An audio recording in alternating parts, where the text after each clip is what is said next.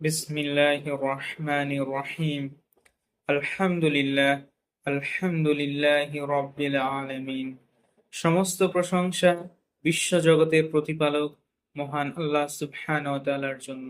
দুনিয়ার বুকে এমন একজন মানুষ আজ থেকে 1400 থেকে 1500 বছর আগে এসেছিলেন, যিনি দুনিয়ার বুকে এসে থাকা যত মানুষ রয়েছেন তাদের মধ্যে সর্বশ্রেষ্ঠ।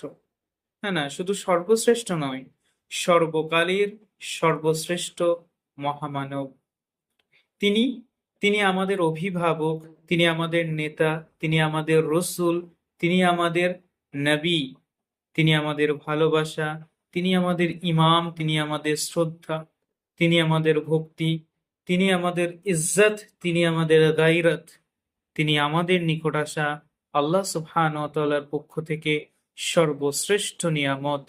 তিনি হলেন ইমামুল আম্বিয়া, ফাতেমান নবীন, সৈয়দুল মুরসালিন, মুহাম্মাদুর রাসূলুল্লাহ সাল্লাল্লাহু আলাইহি ওয়াসাল্লাম। তিনি এমন একজন মহামানব, তিনি এমন একজন ব্যক্তি, কাল আপনি আমি যখন দুনিয়া থেকে বিদায় নিয়ে কবরে যাব, এই ব্যক্তি সম্পর্কে প্রশ্ন করা হবে যে কে সেই ব্যক্তি যাকে তোমাদের নিকট পাঠানো হয়েছিল। সুবহানাল্লাহ, দুনিয়ার বুকে বহু শ্রেষ্ঠ মানুষ এসেছেন, কিন্তু মুহাম্মাদুর রাসূলুল্লাহ সাল্লাল্লাহু আলাইহি ওয়াসাল্লাম তিনি এমন একজন, তিনি আমাদের ঈমানের অংশ, তিনি আমাদের আকীদার অংশ, তিনি আমাদের আখিরাতের অংশ। আখিরাতের প্রথম সোপান কবর, প্রথম ঘাঁটি কবর, যেখানে মানুষ যদি উত্তীর্ণ হয়ে যায় তার আখিরাত সুন্দর হয়ে যাবে, আর মানুষ যদি কবরে আটকা পড়ে যায় তার আখিরাত বরবাদ হয়ে যাবে। এই যে এক মহা উত্তীর্ণের এক পরীক্ষা, সেই পরীক্ষার যে প্রশ্ন, তার মধ্যে তৃতীয় প্রশ্নই হলেন যে তিনি কে, যিনাকে তোমাদের নিকট পাঠানো হয়েছিল। আমরা যেন সেই ব্যক্তি সম্পর্কে জানতে পারি। তিনি একমাত্র ব্যক্তি, তিনি একমাত্র ব্যক্তি যিনি আল্লাহর নিকট অঝোর নয়নে কেঁদেছেন আপনার জন্য, আমার জন্য। তিনিই একমাত্র ব্যক্তি যাকে কবরে দেখানো হবে, আপনাকে, আমাকে, যিনি পুলসিরাতের মতো জায়গাতেও ইয়া নাফসি বলবেন না, বলবেন ইয়া উম্মতি, ইয়া উম্মতি, আমার উম্মতের কি হবে, আমার উম্মতের কি হবে। যিনি হাউজে কাউসারে থাকবেন, যিনি হাউজে কাউসারে থাকবেন আমাদের জন্য, যাতে কাল সেই কঠিন কিয়ামতের দিনে, বিচার দিবসে আমরা পানি পান করে তৃষ্ণা নিবারণ করতে পারি। সুবহানাল্লাহ, তিনিই একমাত্র ব্যক্তি যিনি না গেলে জান্নাতের দরজা খোলা হবে না, যিনি নিজের উম্মাকে ছাড়া জান্নাতে যেতে চাইবেন না, যিনি আল্লাহর নিকট সিজদায় থাকবেন, আল্লাহর প্রশংসা করবেন এবং আল্লাহর নিকট ফরিয়াদ করবেন, আবেদন করবেন, নিবেদন করবেন শুধুমাত্র তিনার উম্মার জন্য, তিনার উম্মার জন্য, যে এই উম্মাকে, ইয়া আল্লাহ, তুমি আমার এই উম্মাকে জাহান্নামের কঠিন আগুন থেকে, আযাব থেকে বাঁচিয়ে নিয়ে এসে তুমি জান্নাতে প্রবেশ করাও। সুবহানাল্লাহ, তিনি আমাদের জন্য কত ভেবেছেন, কত করেছেন। তিনার বদৌলতেই আল্লাহ সুবহানাহু ওয়া তাআলা আমাদেরকে দিন দিয়েছেন, ঈমান দিয়েছেন। আমরা তাওহীদ বুকে নিয়ে বাঁচি, আমরা ঈমান বুকে নিয়ে বাঁচি। তিনার বদৌলতে আমরা মুসলিম হয়েছি। দুনিয়ার বুক থেকে ঈমান নিয়ে আমরা দুনিয়া থেকে যাওয়ার চেষ্টা করি। মহান আল্লাহ সুবহানাহু ওয়া তাআলা পবিত্র কোরআনে বর্ণনা করছেন যে যারা আল্লাহ ও শেষ দিবসের প্রতি ঈমান রাখে, আশা রাখে এবং আল্লাহকে যারা অধিক স্মরণ করে, তাদের জন্যই রাসূলুল্লাহ সাল্লাল্লাহু আলাইহি ওয়াসাল্লামের মধ্যেই রয়েছে উত্তম আদর্শ।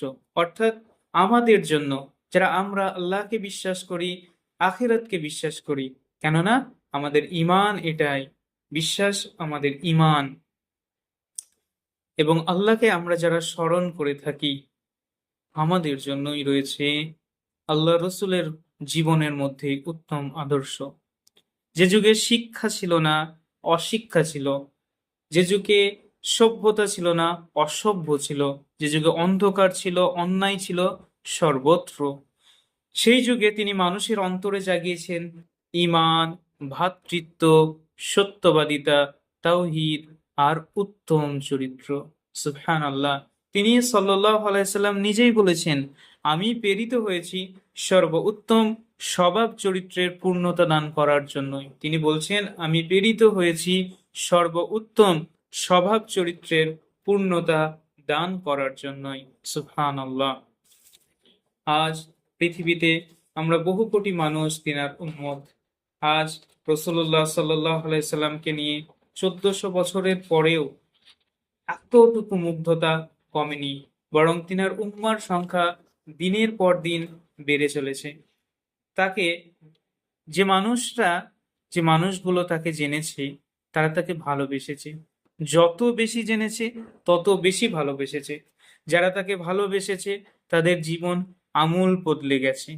যে জাতি তিনার অনুসরণ করেছে তাদের ভাগ্য বদলে গেছে। যারা তাকে জানেনি তারা ভালোবাসার নদী দেখলেও মহাসমুদ্র দেখেনি। না দেখেও যাকে পৃথিবীর মানুষ সব থেকে বেশি ভালোবেসেছে, না দেখেও যাকে পৃথিবীর মানুষ সব থেকে বেশি ভালোবেসেছে, তিনি হলেন আমাদের সবার প্রিয় মুহাম্মদুর রাসূলুল্লাহ সাল্লাল্লাহু আলাইহি ওয়াসাল্লাম। আমরা রাসূলুল্লাহকে চিনলেও তাকে আমরা জানি না। তার আসল পরিচয় হচ্ছেন তিনি আল্লাহর পক্ষ থেকে প্রেরিত সকল নবী, রসূল, পয়গম্বরদের মধ্যে সর্বশ্রেষ্ঠ একজন। তিনি একটা গ্লোবাল মিশন নিয়ে এসেছিলেন। তিনার মিশন কি ছিল? তিনার মিশনের মূল কেন্দ্রে ছিলাম আমরা, তিনার উম্মত। তিনার উম্মতকে তিনি নাজাতের জন্য, জাহান্নামের কঠিন আযাব থেকে নাজাত দেওয়ার জন্য এই দুনিয়ার বুকে প্রেরিত হয়েছেন রাহমাতুল লিল আলামিন। আল্লাহ এই সর্বশ্রেষ্ঠ মানুষটাকে পাঠিয়েছেন আমাদের জীবনের প্রত্যেকটা বিষয়ে পথ দেখানোর জন্য। আজ চারিদিকে তাকালে আমরা দেখতে পাই কত বিভ্রান্তিকর পরিস্থিতি, কত নৈতিক অবক্ষয়, কত বিভ্রান্তি। এই সময়ে আমাদের সবচেয়ে প্রয়োজনীয় বিষয় হলো আল্লাহ রসুল সাল্লাল্লাহু আলাইহি সাল্লামকে জানা। আর জানার জন্যই তো সিরাহ পড়া। জানতে গেলে কি করব?